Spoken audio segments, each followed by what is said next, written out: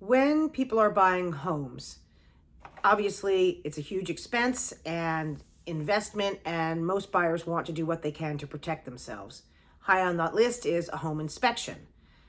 These days, a lot of sellers are not even looking at offers with home inspection contingencies. But regardless, even with a home inspection, there are certain things that I would put into the category of simply a buyer beware. Even a home inspection can't find everything. They can also only see what they can see, the exact time and moment and day of the inspection. So if a plumbing pipe blows up a week after the inspection, there's no way the inspector could have known that. He doesn't have x-ray vision. He can't see under the floors and into the ceilings and see the pipes. So that's one thing to consider. But specifically, I wanted to make this video about something that has come up a few times for me with buyers, which is when a basement is full of stuff. There's all kinds of boxes and things that are stacked and packed against the walls, sometimes even more than usual because people are getting ready to move.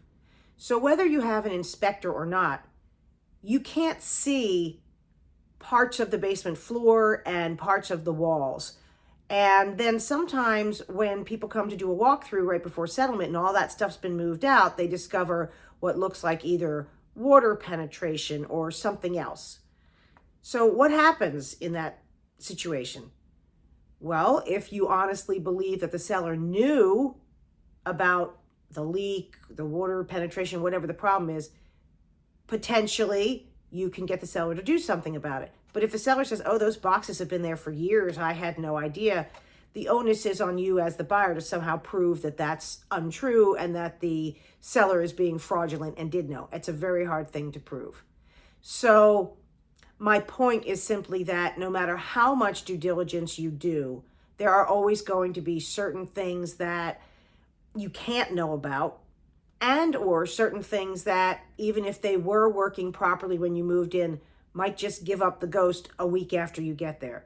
So be prepared no matter how much, again, due diligence you do ahead of time.